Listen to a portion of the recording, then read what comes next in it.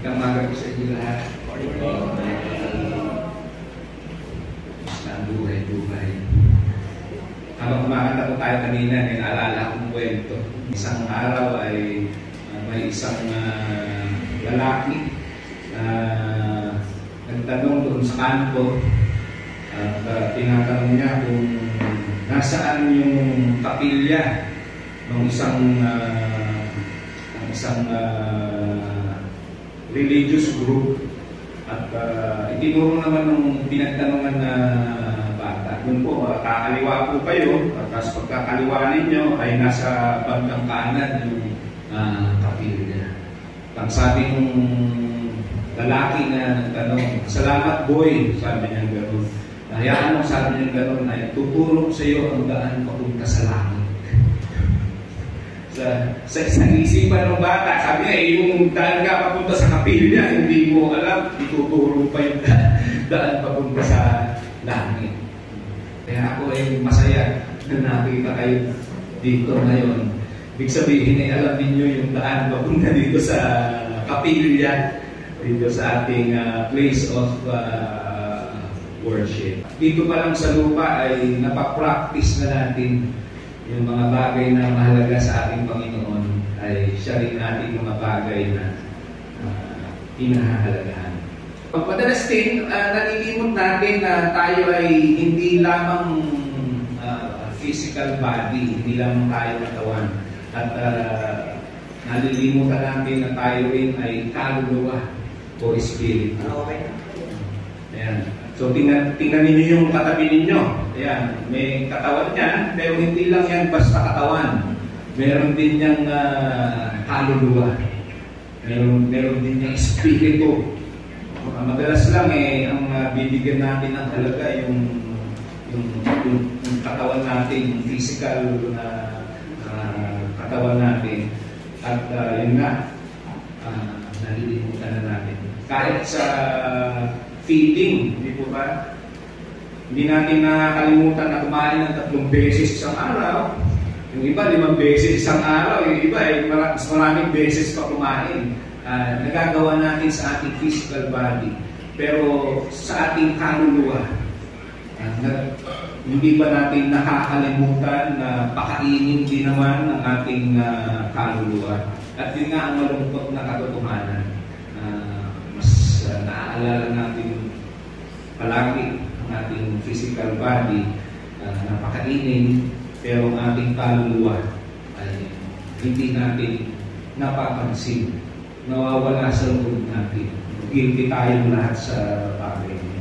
Pero sabi nga Genesis 2:7, nilikha ng Diyos ang tao mula sa alabok, hiningahan sa ilong at nagkaroon ng buhay.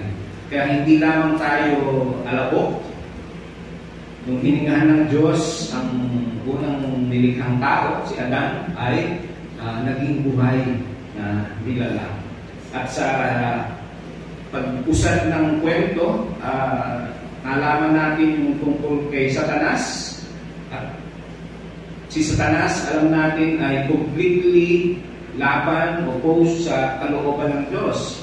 Kaya ang ginagawa ni Satanas at ng kanyang mga kampon ay pinipigilan o gusto niyang biguin yung magandang plano ng Diyos sa tao.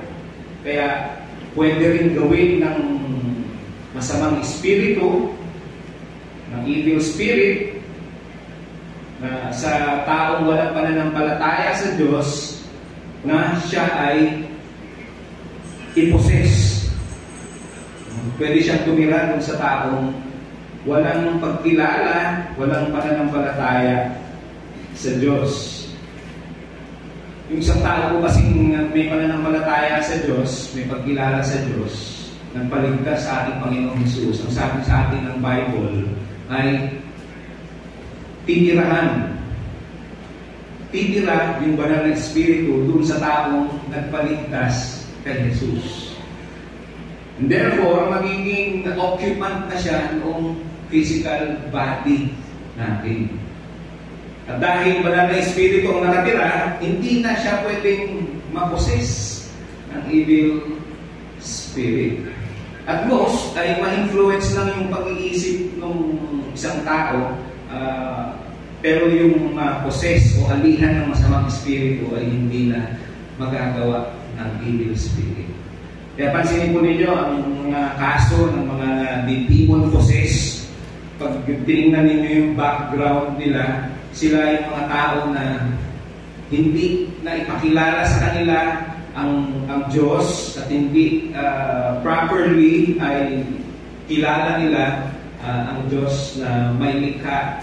Hindi nila kilala ang Panginoong Hesus, hindi nila kilala ang banal na Espiritu. So, pwedeng gano'n ang gawin ng evil spirit. I-possess niya yung isang tao dahil walang pananampalataya at wala rin pagsunod sa Diyos. At makikita natin na ang isang tao ay nai-influence ng evil spirit dun sa kanyang mga gawa. Pagka ang mga gawa niya ay hindi mga kaaya-ayang bagay sa harapan ng Diyos, alam natin na may influence ang evil spirit doon sa tao. At dun sa isang kwento pa, sabi sa Matthew 12:43 to 45, kapag lumabas mula sa isang tao ang masamang espiritu, ito'y gumagala sa mga tigang na lupa at naghahanap ng mapagpapahingahan. Kung walang matagpuan, ay sinasabi niya sa sarili, babalik ako sa bahay ng aking pinanggalingan. Pagbabalik niya ay makikita niya itong walang laman, malinis at maayos. Kaya yumayaman siya at magsasama pa ng 7 espiritong masama. Kaysa kanya, pumapasok sila ang ninirahan doon. Kaya sumasama kay sarati ang huling kalagayan ng taong iyon. Ganyan din ang mangyayari sa masamang lahi ito. Bagamat ang context nito ay ang bayang Israel, at specifically ito ay ang pinatutukuyan dito ay ang mga religious leaders. Ito ay totoo sa individual na tao, sa bawat tao. Ginamit ng illustration ito, itong bagay na ito sa Matthew 12. Na kapag lumabas daw sa isang tao yung masamang espiritu, pupunta siya, gusto kasi ng evil spirit, alam niyo yung desert, yung disyerto, yung higang na disyerto. Pupunta raw sa desert, maghahanap siya ng mapagpapahingahan doon, at pag wala siyang matagpuan na mapagpapahingahan, so, sasabihin niya sa sarili niya, babalik ako doon sa katawan na tinitirahan ko. At pag bumalik siya doon sa katawan na dati niyang yung pinanggalingan niya, yung demon possessed na katawan, yung pinanggalingan niya, at nakita niya na wala na bang nakatira, tatawag pa siya ng backup, no? At mas masama pa sa kanyang tatawagin at papasok doon sa katawan ng tao.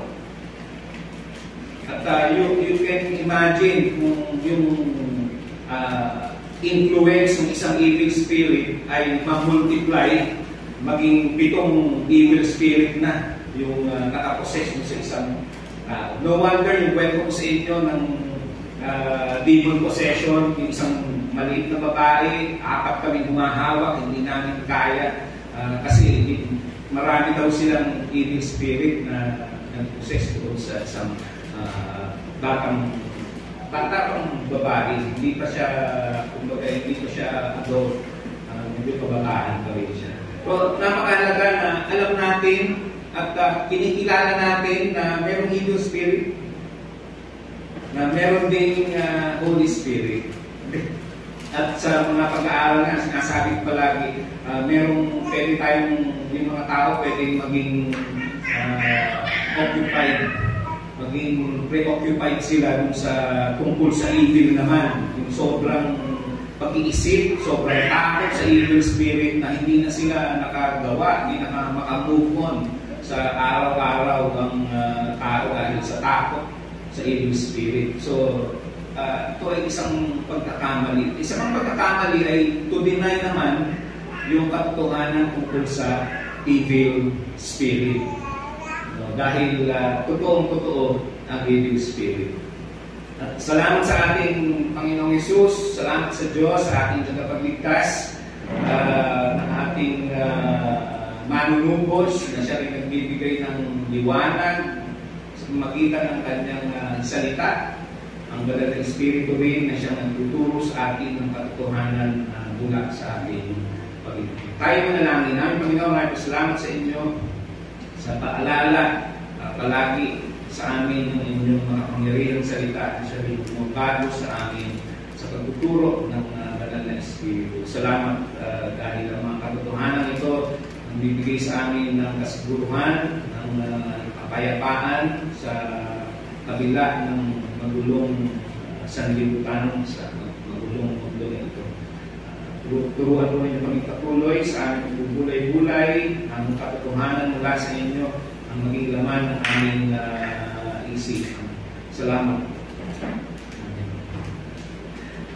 Luke 8:1-3, yung ating binasa nung nakaraan din. Pagkatapos nito, nilibot ni Jesus ang bayan at nayon sa paligid, nangangaral siya at nagtuturo ng magandang balita tungkol sa kaharian ng Diyos.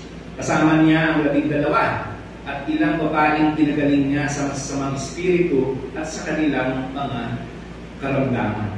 Si Maria na tinatawag na Magdalena, mula sa kanya ay 7 demonyo ang pinalayas. Si Juana, na asawa ni Cusa, na katiwala ni Herodes, si Susana at marami pang iba. Pinustusan ng mga ito mula sa sarili nilang ari-arian ng mga pangangailangan ni Jesus at ng kanyang mga alagad. So, pinakita sa atin dito na hindi lamang mga lalaki ang naglingkod sa ating Panginoong Jesus. Hindi lamang mga lalaki ang sumunod sa ating Panginoong Jesus. Bagamat noong panahon na yon, of course, iisipin ng iba, bakit may mga kasama siyang mga babae, parang hindi appropriate na may kasamang mga babae. Pero alam natin na kapag mayroong ginawa ang Panginoon, lalo na sa kanyang circle of disciples, ay ito ay ang tamang gawin. So, sa kabila ng mayroong mga social restrictions, lalo na ay yung mga Hudyo hindi dapat nakikisalamuha sa ibang lahi. Pero dito, sa paghayo ng ating Panginoon Jesus, hindi lang mga alagad na kasama niya, mayroong mga kababalinan din. At specifically today, titingnan natin yung isang babae dahil pinagdiriwang natin ang buhay ng mga kababaihan ngayong buwan na ito. Si Mary Magdalene, si Maria Magdalena. Sabi nga, ay 7 demonyo ang pinalayas sa kanya. Meron lang mga hindi totoo na alam ng maraming Pilipino tungkol kay Mary Magdalene. Madalas pag narinig natin yung salitang Magdalena, ang yung isip natin sa ermita. Babaeng mababa ang lipad. Kasi yung isinaksak na ng mga Pilipino sa isipan nila. May kanta pa si Freddy Aguilar doon, Magdalena. Dahil yun ang pero kung babasahin natin ang scripture, walang dahilan para ikabit natin yung idea na yon na si Magdalena ay prostitute. Hindi po. Ang Mary Magdalene na tinawag siya Magdalena, siguro as reference dun sa kanyang lugar na pinanggalingan, sa Magdala. Kaya Mary Magdalene, yung lugar ay Magdala.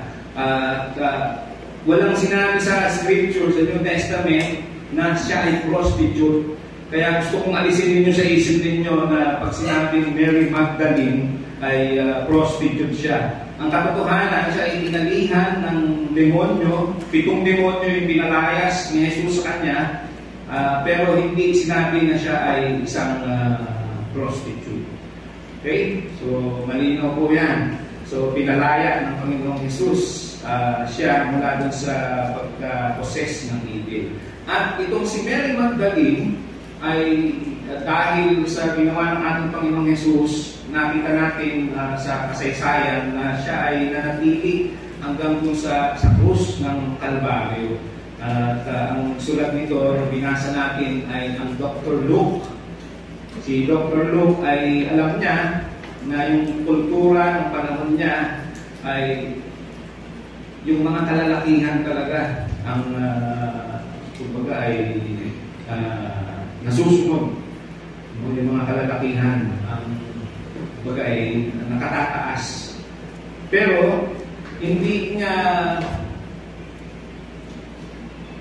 nakalimutan na yung mga kababaihan naman ay bigyang pansin yung espesyal na pagganap ng mga kababaihan, lalo na sa buhay ng ating Panginoong Jesus nung siya ay naririto, kapiling ng mga alagad. Kaya nga, ito ay pagbibigay paghahanda doon sa sinabi sa Galatians na there is neither Jew nor Greek, slave nor free, male nor female, for you are all one in Christ Jesus. Na sa pagdating sa pananampalataya, wala nang Griego, wala nang Hudyo, walang lalaki o babae. Tayong lahat na nananalig sa ating Panginoong Jesus ay iisa na. Mula doon sa kultura noon na puro mga lalaki ang namumuna, lalaki ang gumagawa ng mga bagay na mga halaga. Sinabi ito na sa mga Galatia na pagdating sa pananampalataya ay iisa. Napansin ko lang po kasi dito rin sa ating bayan, sa ating bansa, ay maraming mga religious groups ang parang pinipigilan nila yung mga kababaihan. Sinabi, lalaki lang dapat ang nag-ebanghelyo o nangangaral ng mabuting balita. Pero kitang-kita natin sa buhay ng ating Panginoong Jesus nung panahon na ito, ay binigyan niya ng diin yung lugar ng mga kababaihan. Ano ba yung papel na ginampalan ng mga kababaihan? At sabi nga, if you belong to Christ, then you are Abraham's seed and heirs according to the promise. So lalaki o babae, kung tayo ay kaisa ng ating Panginoong Jesus, tayo ay anak ni Abraham. At tayo ay tagapagmana ng pangako ng Diyos. Kasi yung mga na kay Kristo, yung mga taong nagbaligtas sa ating Panginoong Jesus. At doon sa krus ng Kalbaryo, bumalik tayo sa kasaysayan nung ang Panginoong Jesus ay nandoon nakapako sa krus, Matthew 27:50-55. Muling sumigaw si Jesus at nalagutan ng hininga. Biglang napunit sa gitna ang tabing ng templo mula sa itaas hanggang sa ibaba. Nayanig ang lupa, nagbitak ang mga bato, nabuksan ang mga libingan at nabuhay ang maraming banal na namatay na. Lumabas sila ng libingan. Nang muling mabuhay si Jesus, sila pumasok sa banal na lungsod at nakita roon ng marami. Nasindak ang kapitan at ang mga kawal na nagbabantay kay Jesus, na maramdaman nila ang indol at masaksihan ang lahat ng nangyari. Tunay na ito'y anak ng Diyos, sabi nila.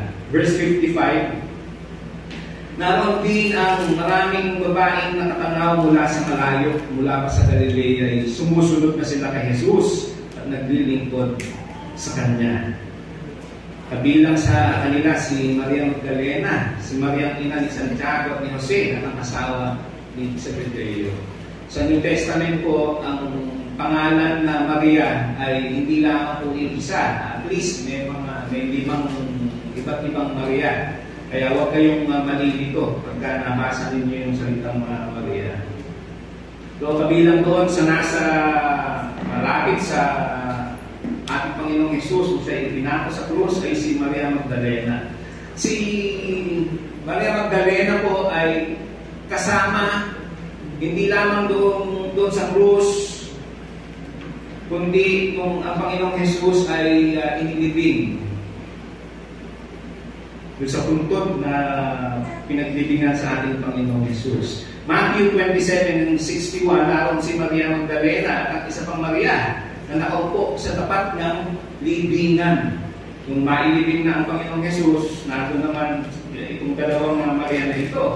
At isang mahalagang katotohanan ay si Maria Magdalena ay una sa lahat ng mga kasama at naglingkod sa ating Panginoong Jesus, kasama ng mga alagad, siya yung kauna-unahan na nakaalam ng muling pagkabuhay ng Panginoong Jesus.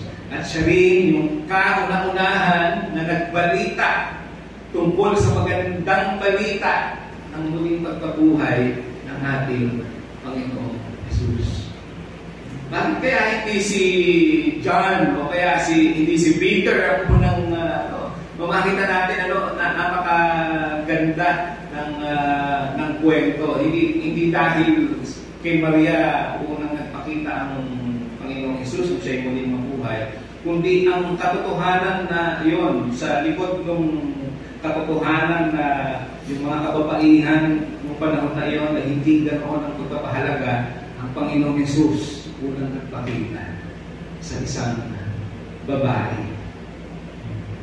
In fact, nung ibinalita ni Maria Magdalena ito sa mga alagad, ay nagkunahan itong si John at saka si Peter papunta doon sa libingan ng Panginoong Jesus. Pero yung katotohanan nga na si Maria Magdalena ay umagang-umaga ng araw ng linggo matapos na muling mabuhay si Jesus, siya ay unang napakita kay Maria Magdalena. 7 demonyo pinalayas ni Jesus sa babae ito. Makaraan ng araw ng pamamahina, pagbubukong liwayway ng unang araw ng isang linggo, pumunta sa libingan ni Jesus si Maria Magdalena at ang isa pang Maria sa Matthew 28. 1 naman yan. Hanggang sa libingan ay sinundan nila ang Panginoong Jesus.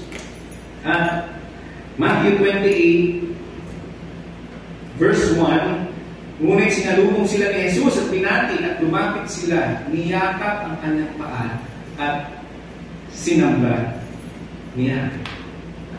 Makaraan ng araw ng pamamahinga, pagtubukang liwayway ng unang araw ng isang linggo, pumunta sa libingan ni Jesus si Maria Magdalena, isa pang Maria. Biglang lumindol ng malakas, bumaba mula sa langit ang isang anghel ng Panginoon, iginulong ang batong natatakip sa libingan at naupo sa ibabaw niyon. Ang kanyang mukha ay nakasisilaw, nakakidlat at kasimputi ng busilak ng kanyang damit. Nanginig sa takot ang mga bantay at nabulagtang animoy patay nang makita ang anghel. Ngunit sinabi nito sa mga babae, huwag kayong matakot. Alam kong hinahanap niyo si Jesus na itinapon sa krus. Wala na siya rito sapagkat siya'y muling nabuhay. Tulad ng kanyang sinabi, halika kayo, tingnan ninyo ang pinaglagyan sa kanya. Lumakad na kayo at ibalita sa kanyang mga alagad na siya'y muling nabuhay at mauuna sa Galilea. Makikita ninyo siya roon. Tandaan ninyo ang sinabi ko sa inyo. At tali-tali silang umalis ng libingan, pinagharihan sila ng magkakahalong takot at galak at patakbong at punta sa mga alagad upang ibalita ang nangyari. So, sa 28 nga, sinalubong sila ni Jesus at pinati at umapit sila, niyakap ang kanyang paa at sinamba siya. Sinabi sa kanila ni Jesus,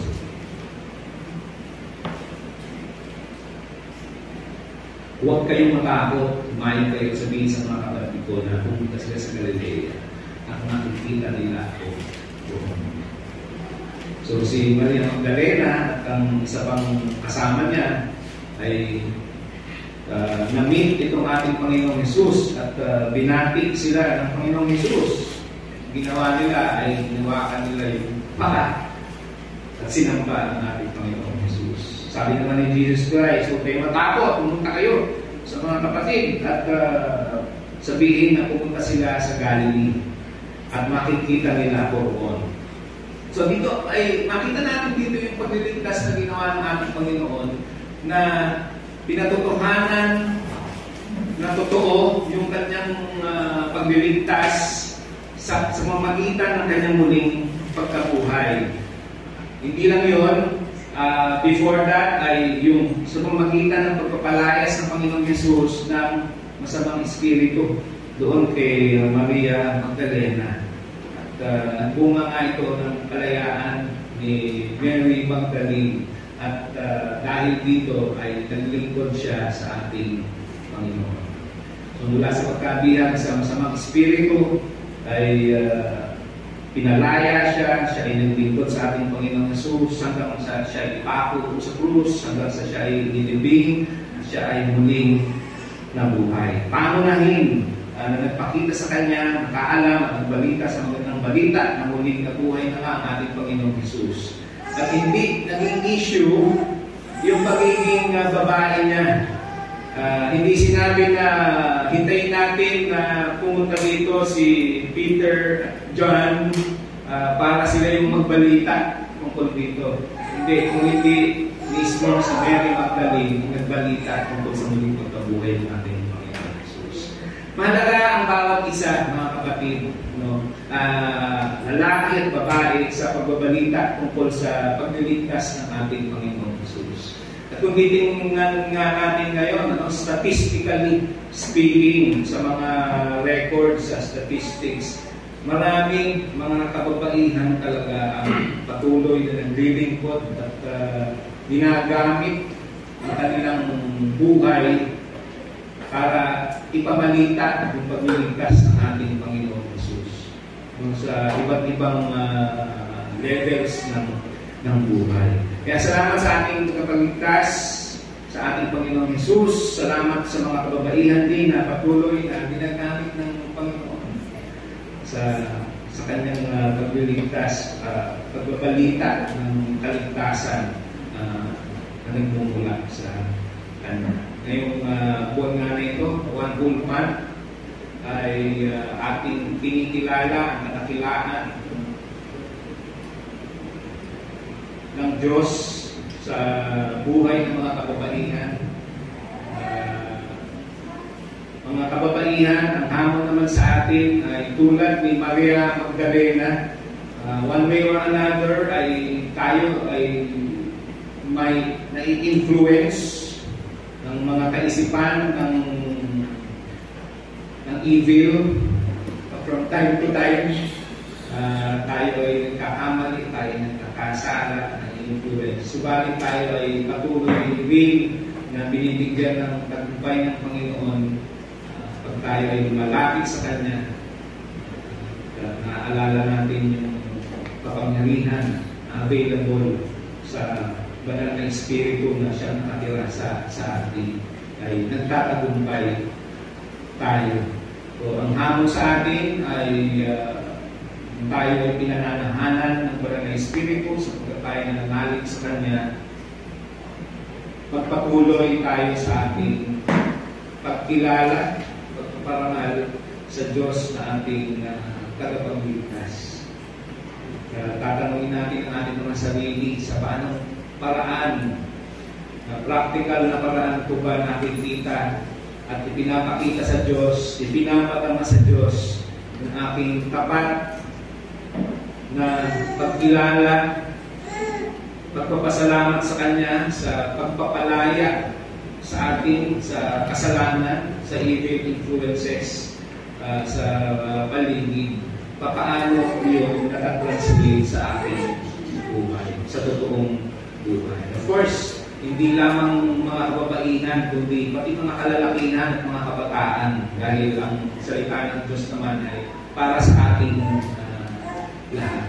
So sa ating pananahimik ay isipin natin paano ba talaga napaglilingkuran ang Diyos? Paano po na ipapakita, na ipapadama sa Kanya na siya ay pinasasalamatan po dahil ako ay pinalaya na mula sa kasalanan, sa evil influences around us, sa araw-araw ng aking buhay. Of course, alam ng Diyos yun. Siya rin ang nakakaalam kung kumusta ba ang buhay natin, mga kababaihan, mga kalalakihan din. Aming Panginoon, patuloy po kayo mangusap sa amin at patuloy nga po na salisigin po ninyo aming mga puso, ang aming isipan at pagkatuan ninyo kami na kami ay tapat sa inyo. Kami ay nananalig sa aming pananalig sa inyo ay kinikilala namin ang aming mga kasalanan. Hinihingi namin sa inyo ng tawad ng mga kasalanan namin. Salamat sa kapatawaran sa mga kasalanan. Salamat sa kalayaan na binibigay niyo sa amin. Patuloy na ang buhay namin ay maging pasasalamat sa inyo, pagkilala, pagsamba, paglilingkod sa inyo. Sapagkat sa iyo naman mula ang buhay nito, ang lakas na ito, ang lahat ng mga bagay na aming na-enjoy sa daigdig nito. Sa iyo aming Panginoon, ang papuri, pagkilala, pagluwalhati, magpakailan. Amen. Yun ang umaga po sa atin.